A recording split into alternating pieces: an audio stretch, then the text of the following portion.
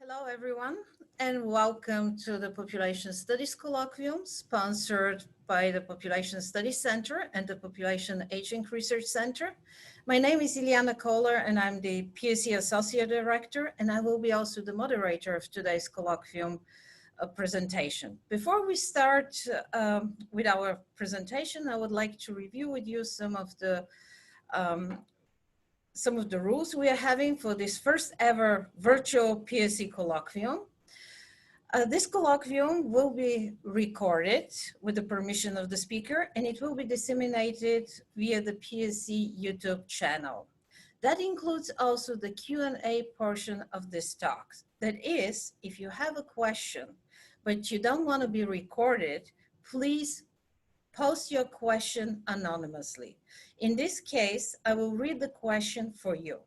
Otherwise, please post your question with your name, and in the Q&A part of the colloquium, I will call your name, and then you will have a chance to ask the question in person with your voice. With this, Emilio, I will hand over to you to welcome our presenter and to open the first ever virtual PSC colloquium. Thank you, Ileana. I would like to welcome everybody to the Penn Population Studies Colloquium. I'm Emilio Parrado. I'm the director of the Population Studies Center. It is a great pleasure for me to introduce to you today Hanming Fang.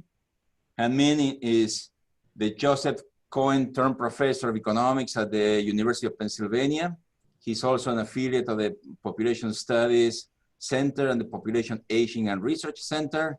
We were hoping to have this in person, obviously, so that we can build closer links between all of the affiliates of these centers, but it's a pleasure that Hanming has adapted and is willing to open our new online Penn Population Studies Colloquium.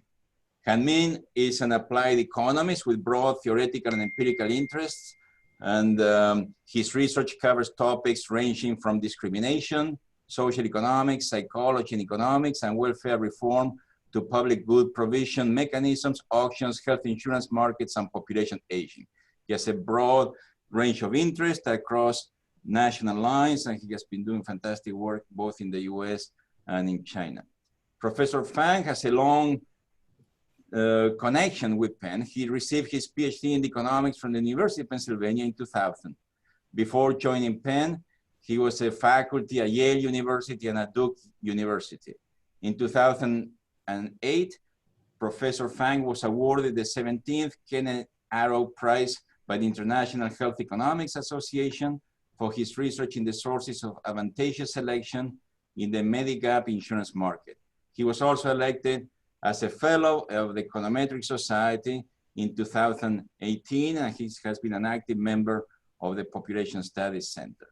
More recently, you might have seen Hanming Fang work around issues of the COVID-19 and the coronavirus, recently both in China and the US. He has been very active in connecting the effect of human mobility restrictions on the spread of the disease. He has been investigating the effect of social distances on the spread of coronavirus, and he's actually investigating how the virus might change the economic order affecting value change. He was just telling me that the economics department organized a whole conference around the issue of COVID-19, and it's a pleasure for us to know that he's one of the leading scholars investigating these issues. Today, he's going to present on his work on fertility, so it's a pleasure for us to have him in the Penn Population Studies Colloquium. So welcome, Hanming. Thank you very much, Emilio, for the introduction, and thank you, Ileana, for inviting me to give this talk. It's my great pleasure. Let me share the slide. Sorry, this is, I chose the wrong thing. And Hanming, while you're posting your presentation, I would like to encourage our audience to post questions in the Q&A chat box at the bottom of your screen. So the only way to know that you have a question is if you post the question there. So please, participate in the discussion. And Hanming, over to you. Okay, great. Sorry, so I should, it's a little bit of technical glitch. Am I sharing things? Okay, good. Okay, so you can see my slide, right? Yeah. Okay, so this is, I will present a joint research with Professor Yi Chen from Shanghai Tech University, who is also joining us virtually from Shanghai after midnight. So he's one of the panelists in the call. He can handle some questions in the Q&A box as they appear in real time. So the project title is The Long-Term Consequences of Family Planning in Old Age, Evidence from China's Later, Longer, Fewer campaign. Okay, so so family planning, of course, is not unique to China. There are many countries, that have some form of family planning policy. The last count we have here in 2015 show that 166 countries have some form of family planning with direct support from the government. Okay, and so the question we want to ask is, what are the long-term consequences of family planning on the well-being of the elderly parents? China provides an excellent opportunity to understand this question, and because family planning policy in China is considered to be one the most stringent around the world. And believe it or not, actually, the family planning policy in China dates back way back before the famous one-child policy, which started in 1979. So actually, the family planning policy we'll be analyzing in this paper is known as the Later, Longer, Fewer policy, LLF policy, which dates back in 1969. Okay, so just a few motivating pictures. This is a picture of a pair of grandparents celebrating their 100th birthday, and this is the clan of coming from that couple. And these are a few headlines in Chinese official newspapers in 1985, 1995, 2005, and 2012. The headline is in Chinese, but I will translate it. In 1985, the headline was saying, "It's glorious to have one child. The government will pay for your retirement." In 1995, the headline changed to, "It's glorious to have one child. The government will help pay for your retirement." In 2005, the headline changed to, "Retirement cannot rely on the government." In 2012, the headline is, "It's good to delay retirement so you can pay for your retirement yourself." So as you can see that, the retirement, the retirement and the family planning policy is in somewhat of conflict. And this is a picture of a couple, an elderly couple, essentially have no children nearby to provide companionship. So in the paper we want to understand the long-term consequences of family planning policy on the well-being of the elderly. And we argue through this picture that it's quite important to have an understanding of this, right?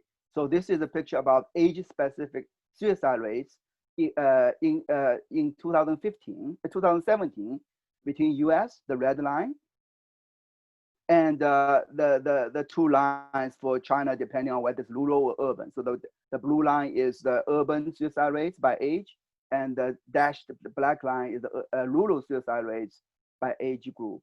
And as you can see that the suicide rates for the elderly Chinese exceeds that of the US, while for the younger Chinese, the suicide rate is lower than the United States. So for recognizing that suicide probably is the extreme form of mental health or lack of mental health. So it's important for us to see what are maybe causing the deteriorating mental health of the Chinese elderly, as they whether that has something to do with the family planning policy. So the answer to these kind of questions are not obvious. On the one hand, we know that children plays an important role in providing old age support. However, family planning policy leading to fewer children, and what will be the impact of that on the well-being of the elderly when the parents get older?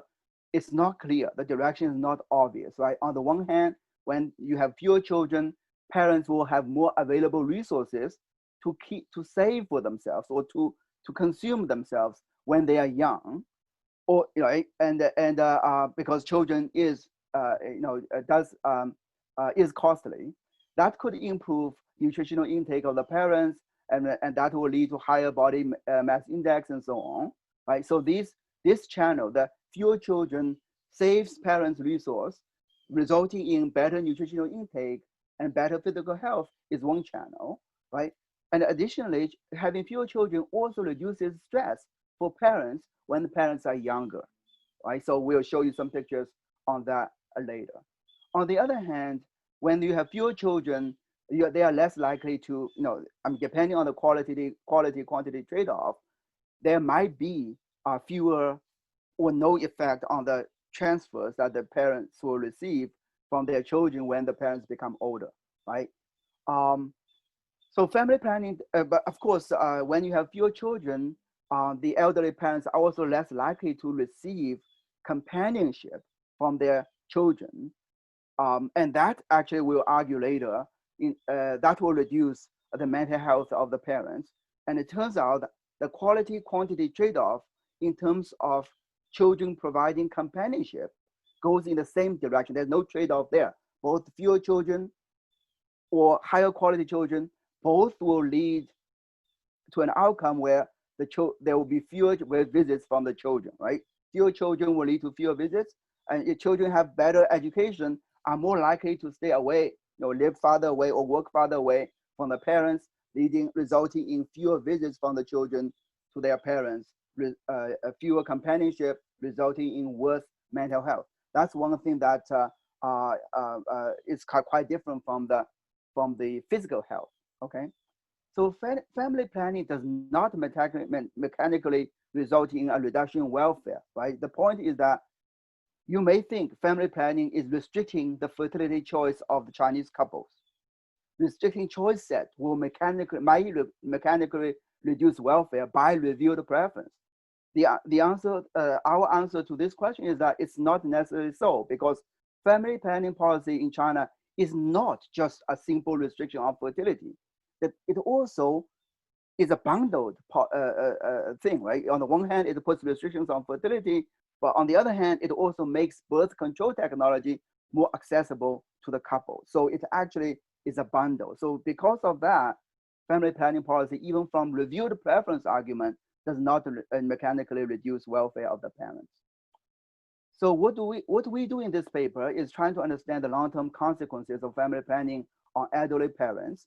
In this paper, we use the provincial heterogeneity in two things related to the later, longer, fewer policy. One is the timing of implementation of the later, longer, fewer policy in early 1970s in China. Right, the different provinces started this LLF policy implementation in different years. Secondly, there's also quite large cross-province variations in the age-specific fertility rates, right? So that also allow us to create variations across cohorts in how different birth cohorts of mothers and fathers are impacted in terms of their fertility by the later, longer, fewer policy. I will explain in more detail how these variations are being exploited. And we'll look at a range of outcomes as follows, right? We'll look at children's support, both physical residence, financial income support, as well as time transfers or informal care provided to their parents when their parents become 60 or years, more than 60 years old. We'll also look at parents' outcome, focusing on consumption, subjective well-being, physical health, and mental health. We find the key takeaway from our research is that the effects are very different. The effect of having fewer children is very different for physical health and mental health.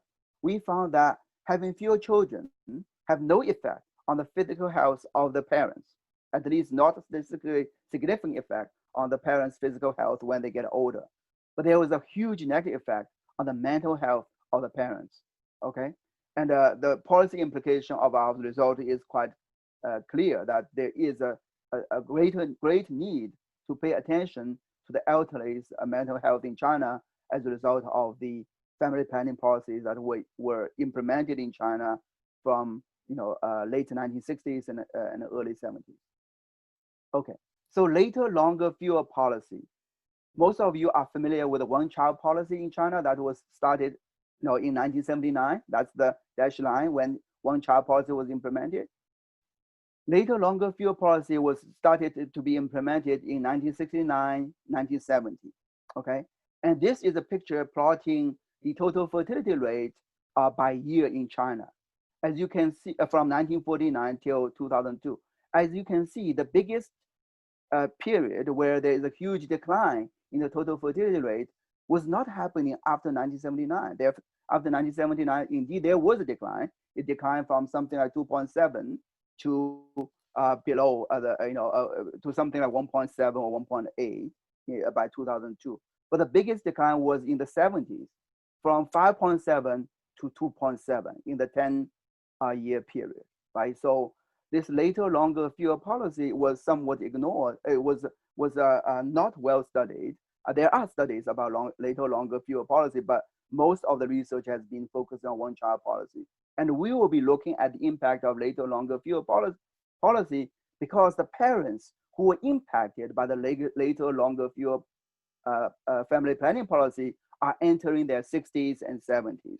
So for the purpose of our research question on the long-term impacts of the parents from the family planning policy, this cohort, right, this policy is not only important in terms of reducing fertility, but also timing-wise, it affords us with the opportunity to look at the elderly's long-term consequences on the elderly.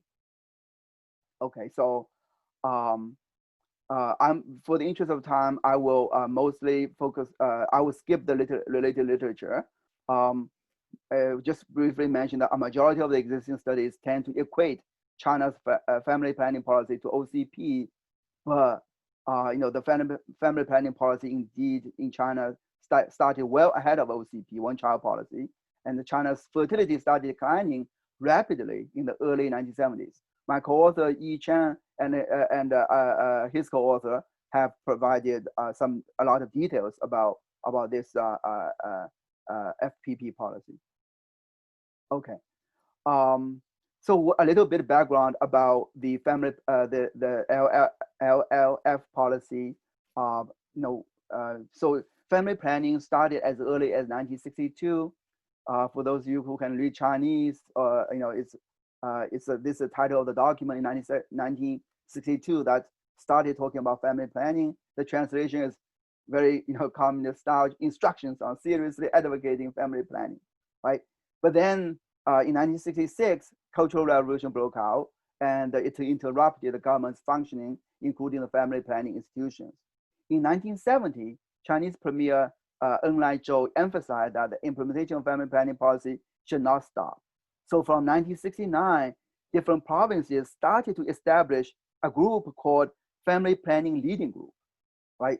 And that it took 4 or 5 years for all the provinces to establish this family planning leading group. By 75, all provinces have established this family planning leading group.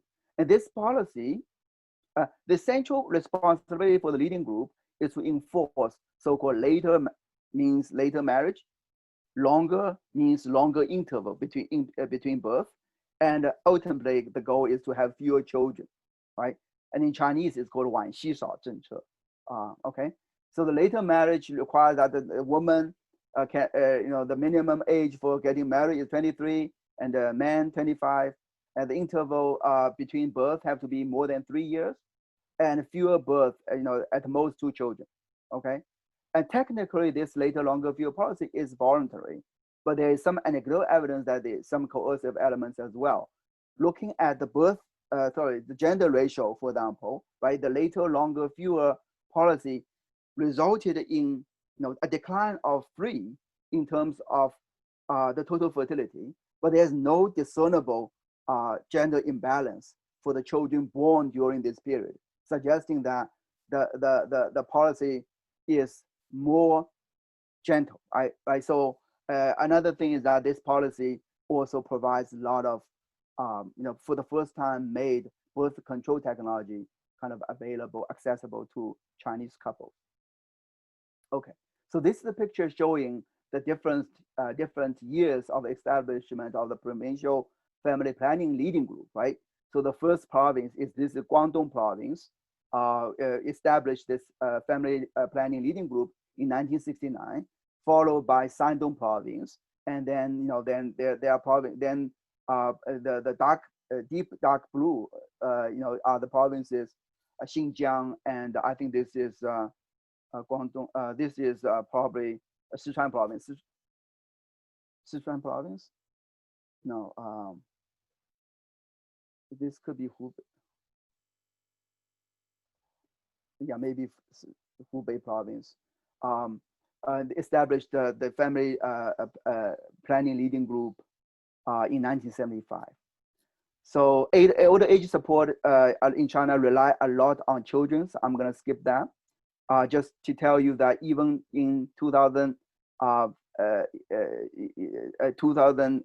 the child survey, the Chinese equivalent of health retirement study, you can see that both rural and urban parents stated that they will rely a lot on children for their retirement, right? So this is the rural parents' answer to the question of who do you think you can rely on financially for older age support?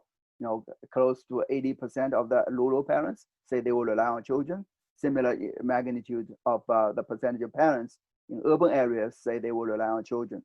Pension is, rely on pension is about 20%, right?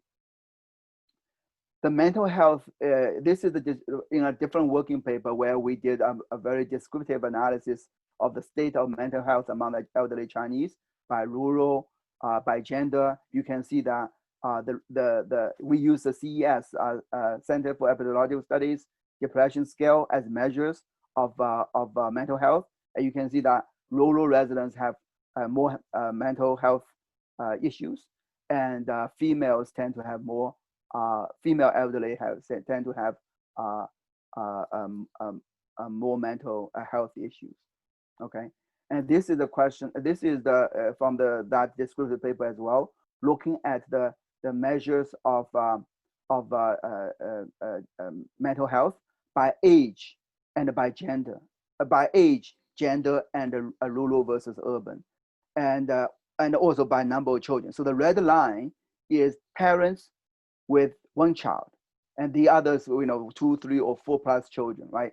One thing to notice that having more children does increase decrease the mental health when the parents are young, right? So the red line with having one children is below the red line is below the other 3 lines when the parents are relatively young. But when they reach 60s, you see that parents with only one child, they started to have rising depression, signs of depression, right? So this is actually an important thing to recognize, that childbearing, raising children, is stressful when the parents are young, but they come to pay returns when the parents become older. And the family planning policy we'll argue later, is pushing more parents to have fewer children. That will have mental health consequences. Okay, and companion of family member is vitally important for one's health. This is just for widowed versus not widowed. As you can see, not widowhood. In widowhood, the elderly loses, the parents loses an important source of companionship, and the widowed parents are more likely to be depressed. Okay, so so are there any questions before I move on to give you some theoretical framework, and then go on to the details of the empirical analysis? Okay, so a very brief theoretical background. So we consider a 3-period model where in the first period, parents will decide how many children they want to have, right? N star. But before the family planning policy came along, the parents can choose N star but the realized number of children, because of the lack of birth control technology, may be different from the ideal number of children n star. N is equal to n star plus some noise, eta, right? So family planning policy, we think of it as a bundle. On the one hand, it reduces this noise, eta, right? If before the family planning policy, most Chinese couples don't have access to birth control, they can end up with a number of children that's larger than what they intended to have. Okay, so that's a benefit of the family planning policy, to allow the parents to have better control over their of the number of children. Secondly, there is a fertility restriction on the number of children. So n can at most be equal to n bar. And the parents are in the second period, parents will be are relatively young. They have chosen their children, the number of children, and they decide they will work, receive income I, and decide consumption CY, and spend money on the children, right? So the cost of children, if the number of children is tau n, the cost of children is tau of n. CY is the consumption used, for the by the parents. Tau n is also resource. There's resource cost of raising children, and the asset savings that the parents can bring to their retirement is AY. And the health, mental health, and physical health and mental health are both functions of consumption. Okay, the parents cares about direct utility from consumption, cares about the physical health, cares about the mental health, and so that's the first period. Right, AY is the asset wealth transfer to the next period. The parents could be having, as a result of having fewer children, could save more for their own retirement.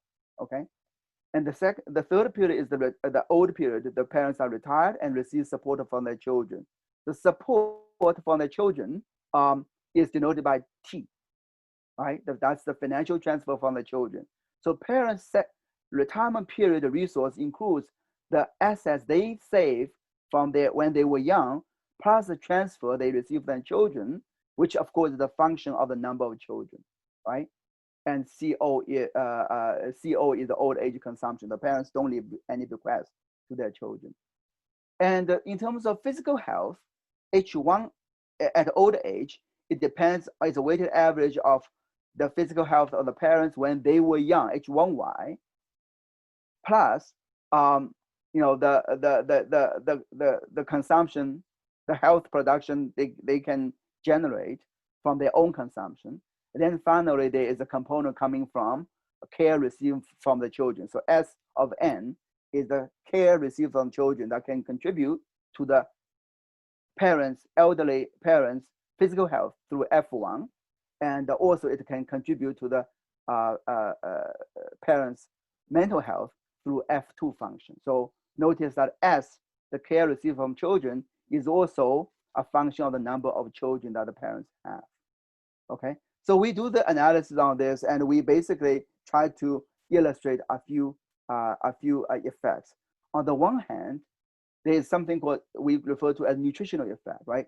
Tau n is the cost of raising children. That's the resource cost of raising children that appeared in the budget constraint of the parents when they are young, right? Having fewer children reduces the cost of raising children. It spares a lower tau as a increasing function of n means smaller n will spare resources that can be directed to the parents, resulting in consumption increase for the parents both when they were young and old age, right? And that will have positive effect on health when the parents are young, which partially persists into old age because of the lambda, the persistence, right? The old age physical health is a weighted average of young age health of the parent and some additional production. Okay, so that's the nutritional effect means that fewer children might improve parents' physical health when they are old. Secondly, there is a supporting effect, right? The transfer, tau n is a financial transfer the parents will receive from their children as a function of the number of children.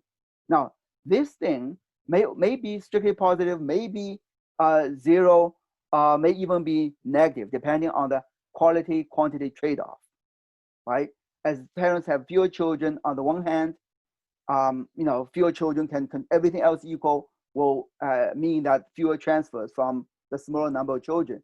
On the other hand, fewer children can also lead to have higher quality children.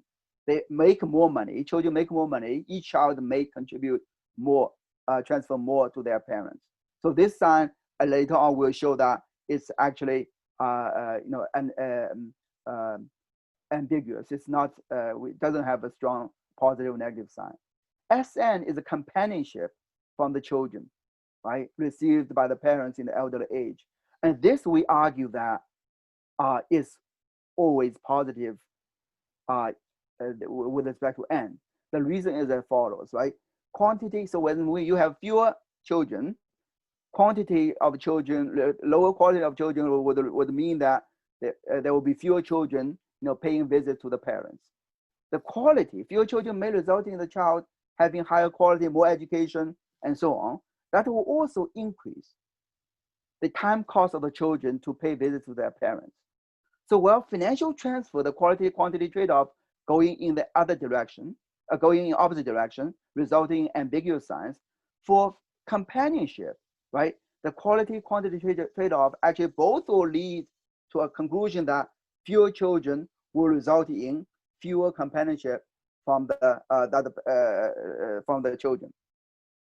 Okay, so this is to summarize that key difference between physical and mental health and right? For physical health, more parental saving can completely or partially offset potentially lower children's transfer, because right.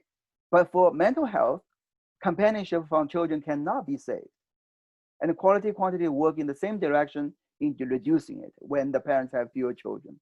So that's kind of highlights the key kind of theoretical reasoning to understand the results that will come later, that in terms of our finding that the fewer children have very striking differences on the parents' mental and physical health. Okay, so this is a summary of all these different effects. I'm going to skip. Okay, so data we will be using is Child's data, China Health and Retirement Longitudinal Study, 2011, 2013, and 2015 wave. The best way to think about Child's data is that it's China's kind of analog of US HRS data, okay? We restrict our sample to age older than 60 to make sure that the elderly parents are actually care receivers rather than caregivers to grandchildren, and also this an older cohort that whose education has already been more or less determined by the time the longer, fewer, later, longer and fewer policy were implemented. So we will in terms of empirical analysis, we will do a couple of stages. The first stage is to show that the number of living children indeed is reduced significantly by the parents' exposure to the LLF policy. I will explain exposure measure construction in a second. Then we look at outcomes such as support from children, parental well-being, and so on. Okay. The health outcomes we'll be looking at include subjective well-being, self-rated life satisfaction from poor, fair, good, very good, and excellent, right? And physical health, including both BMI, survival probability, underweight, hypertension, ADL, IDL, and so on. Okay. Mental health will be using the CES depression scale. 10 questions. I will explain to you. I mean, the questions I suppose most of you will know, but this is just a list of the questions. I was bothered by things that usually don't bother me.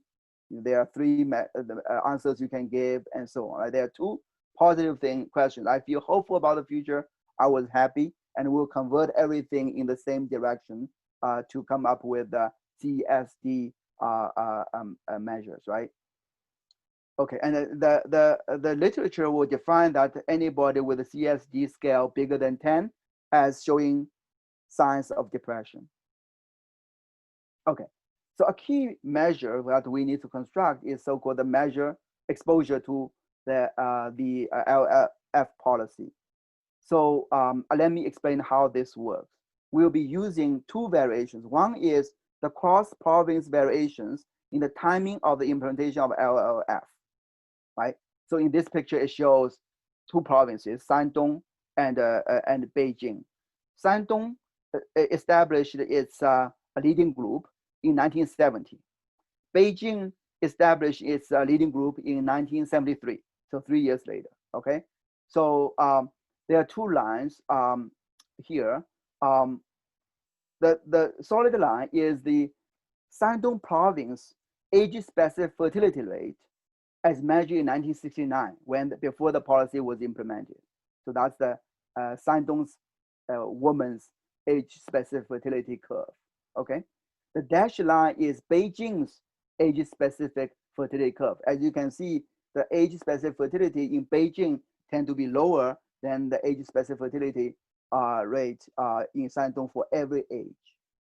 The timing, then the Shandong started its implementation in 1970, and we are plotting out the impact of Shandong's LLF policy on the cohort of women born in 1945, right?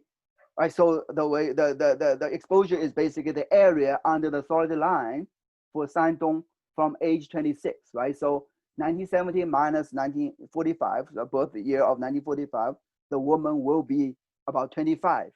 Considering that there will be 9 months of pregnancy, we count the exposure of that 1945 cohort of women to Shandong's policy, which was implemented in 1970, from the cumulative fertility that could have been realized by that cohort of women that might have been impacted by the fact that the Shandong implemented its LL policy from when the woman is 26 and onward. So the area underneath the solid line, the purple area, is what we will refer to as the family planning policy exposure in province Shandong for both cohort of 1945.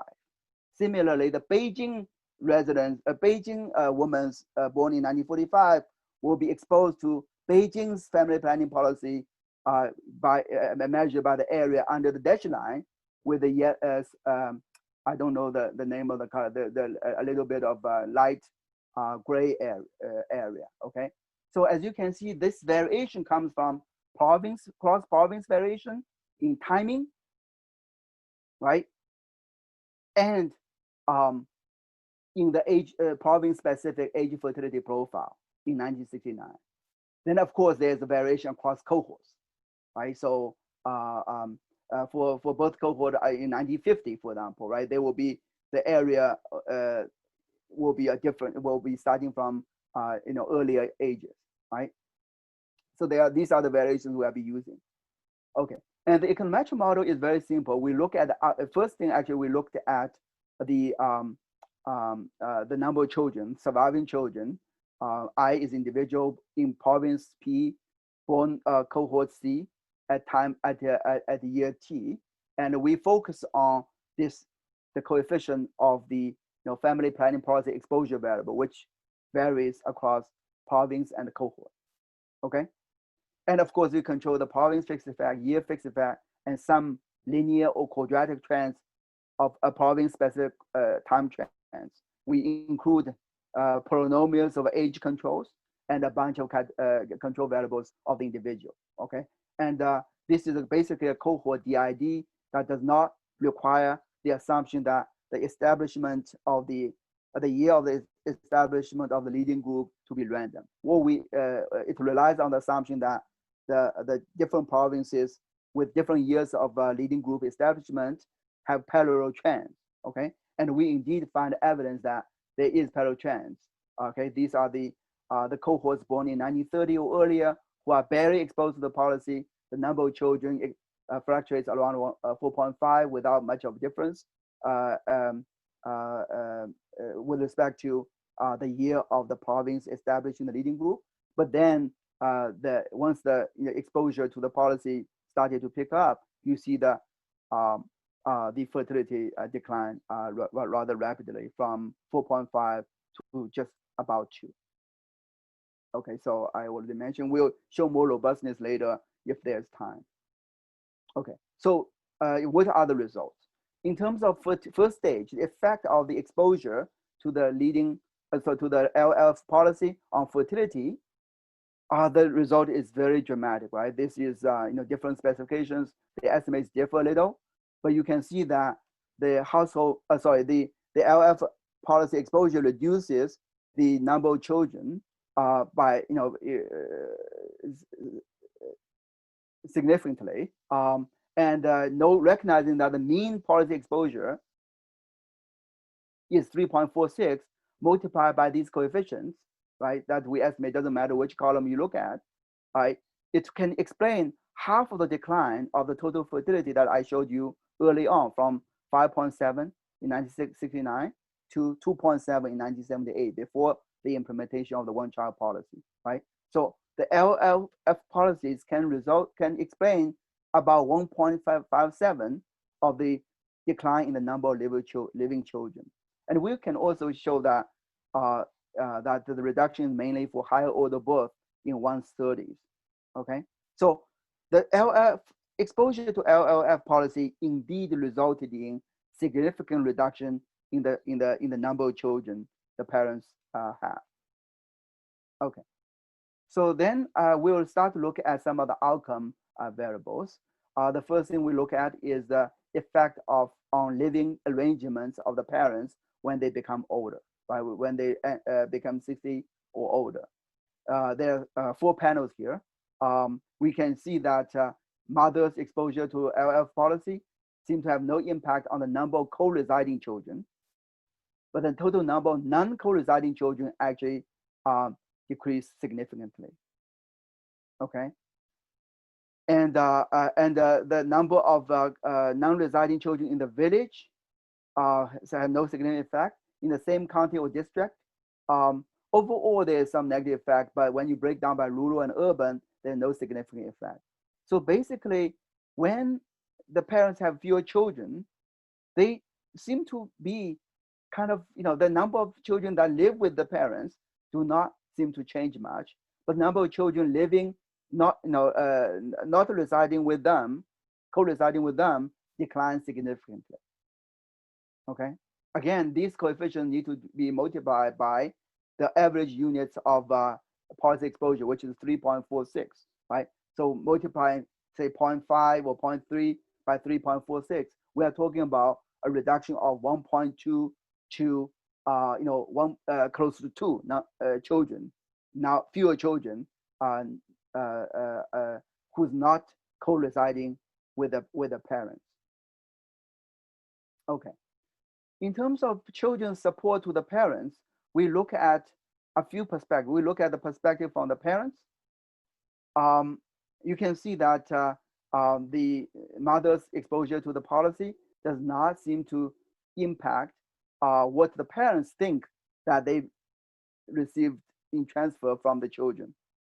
Okay, from children's perspective, the children overall actually thought that they have given more to their parents. But when you break down by rural and urban, the effect is not significant either. From children's perspective, the amount they give to their parents, conditional on controlling for children's characteristics, again, the mother's exposure to the LF policy does not seem to have significant effect. So overall, in terms of financial transfers, even though the parents have exposed to the LF policy have fewer children, but the total transfer they receive from their children does not seem to be impacted dramatically or significantly, both from the parents' perspective or from the children's perspective. It seems that the quantity-quality trade-off have worked more or less canceling each other in terms of net transfer to the parents. In terms of monthly visit to the parents, however, the results are very different, right? So from parents' perspective, the total number of monthly visits to the parents recorded by the parents have dropped significantly, right? So these are coefficients 3.3, 3.4, 4.1. Again, multiply that by the average exposure of mother's exposure to LF, about 3.5. We are talking about a reduction of 10 visits from children as recorded from the parents, right? monthly contacts with the parents, again, is also significantly reduced, okay? Now, children don't feel that way. When you ask the children, how many monthly visits you make to the parents, they recall either, their recall is not significant to mother's exposure to children. So this suggests that parents feel like the children are not paying as many visits to them from their children, but children thought they did. And that's actually the intergenerational discrepancy, right? It could be a source of the problem. The children thought they are doing well, paying, being filial to their parents, but the parents feel like they are not. Okay. Of course, for the mental health of the parents, it's what the parents feel, right? Feel about the companionship from their children that matters. Okay, so I mentioned that. It's harder for children to spare more time to keep their parents company than to send more money. Children having received a better education, making more money in a city far away from where their parents live, can always send more money if they want to be filial to their parents. But younger cohorts who are better educated and earn higher income, the opportunity cost of visiting parents are higher. They are more likely to be living farther away from their parents.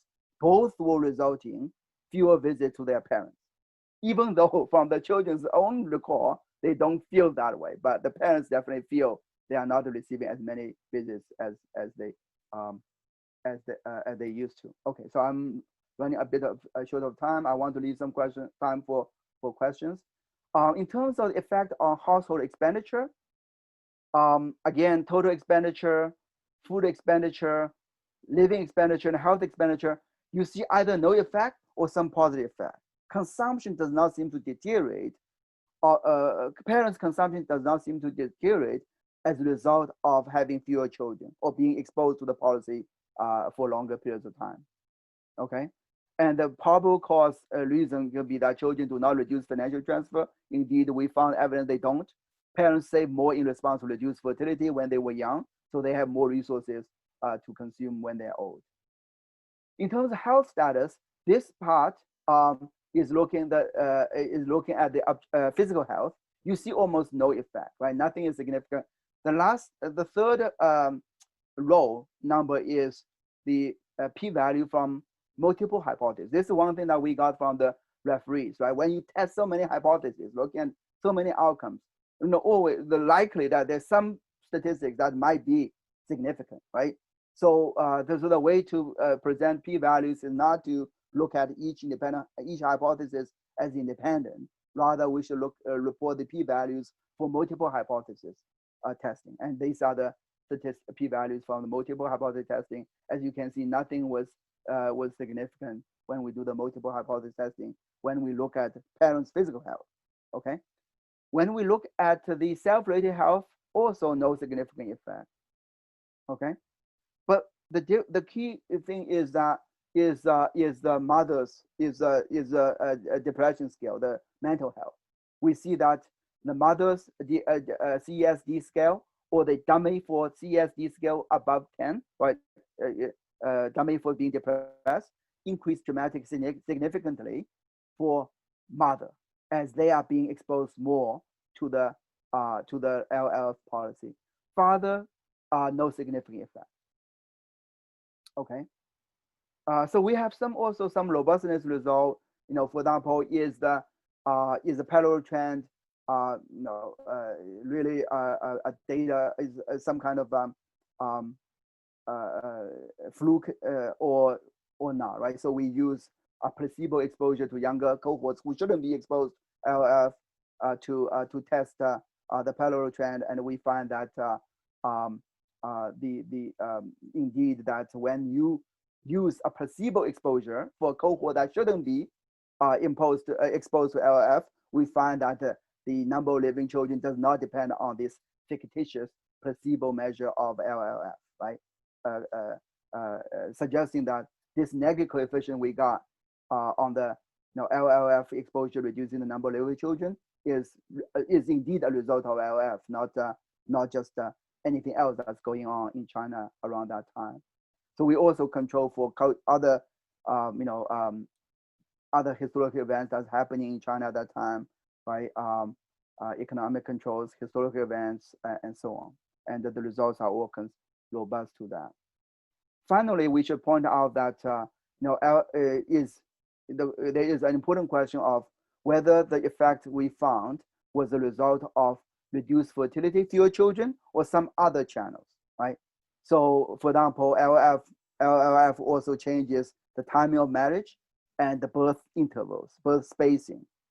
It also because of the availability of birth control, could result in abortion, sterilization, contraception, and so on that could have direct impacts on the mother's mental health or physical health. Bias-sex ratio might have an effect as well. So we couldn't really deal with or separate out these different effects, different mechanisms. But we'd like to argue that the fewer birth is the main policy outcome of the later, longer, fewer policy, right? Because later and longer, they are really instruments to result in the ultimate goal of fewer births, right? So the policy itself is to reduce fertility, and the instrument is two instruments includes asking the couple to marry later and having longer spacing between birth. Okay, and we also found, for example, the bias sex ratio did not really appear during this period, right? And the ultrasound was not available in China until after 1985. And abortion was not a significant abortion due to family planning policy was not a significant factor either. So we actually were able to look at the number of induced abortions and the number of induced abortions due to family planning policy. And we see that during the period of 1960s, the fraction of family planning induced abortion relative to the total induced abortion was very low, right? So other than this year, this one blip, it's around 5% or less than 5%.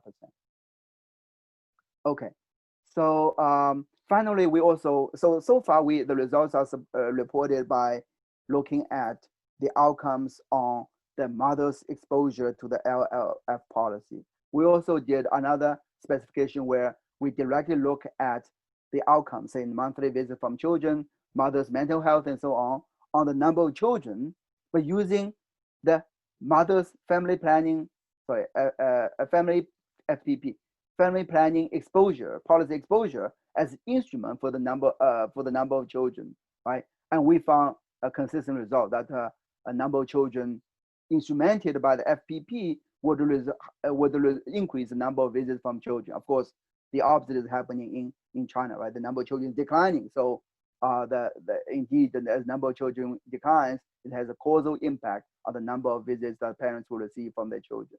And also the CSD scale is decreasing with the number of children. Now, because number of children is decreasing, so the CSD scale will be rising with fewer number of children.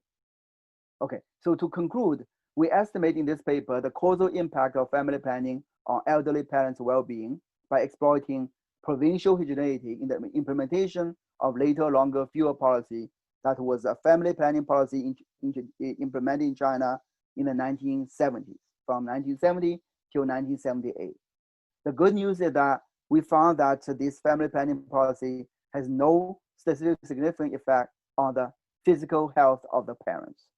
Bad news is that having fewer children resulted in more depression on the parents, especially for the mothers. The policy implication of policy question, of course, is we should pay more attention to the mental health status of the elderly in China as they enter the retirement period with fewer children. Okay, so that's basically the presentation, and thank you for listening. And I will be happy to take questions in the next 10 minutes or so. Thank you so much, Hanming. That was a very interesting presentation. We will begin now our Q&A part of the talk. We had many questions, and I will start first with Shisong so she can ask her questions. Shisong, over to you. I will Sorry, I just unmuted myself. I know we were all muted. So I posted a few questions, but I think my main question is, it seems like you only consider the transfer from children to their parents, but of course there is also transfer from our parents to our children. For example, the bride price or the dowry, are especially during the earlier years, and also in China, many parents help their children to buy their first home, which can also increase their children's marriage prospects during earlier years. This is, I should have pointed out that we are looking at the annual net transfer to parents. Indeed, it's in China, the transfer goes in both directions. But this table, we are looking at the net transfers.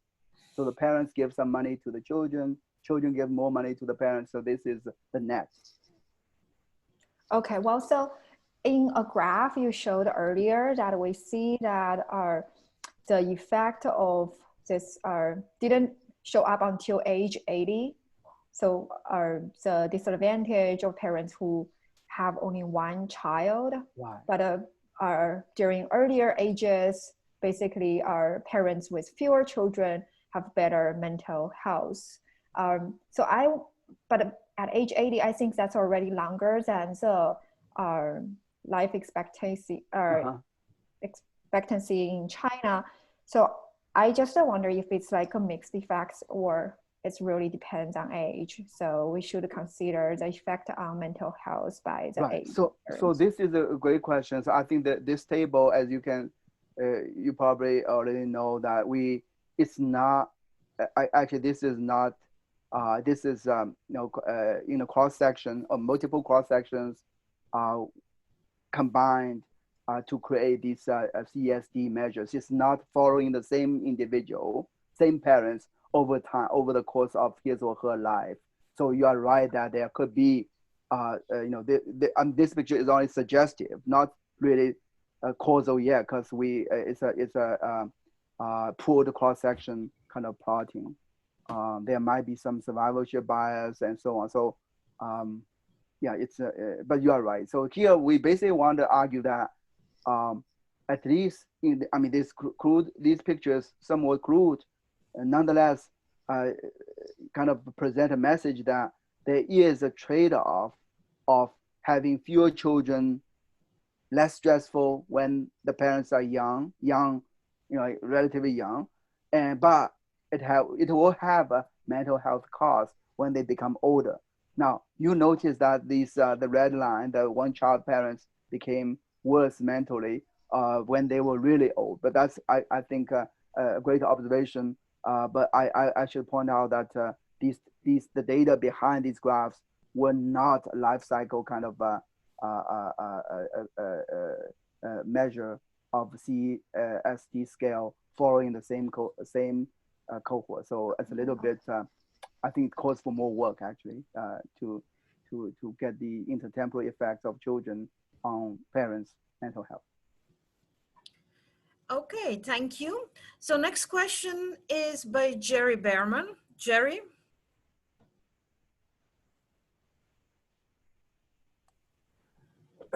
My question was for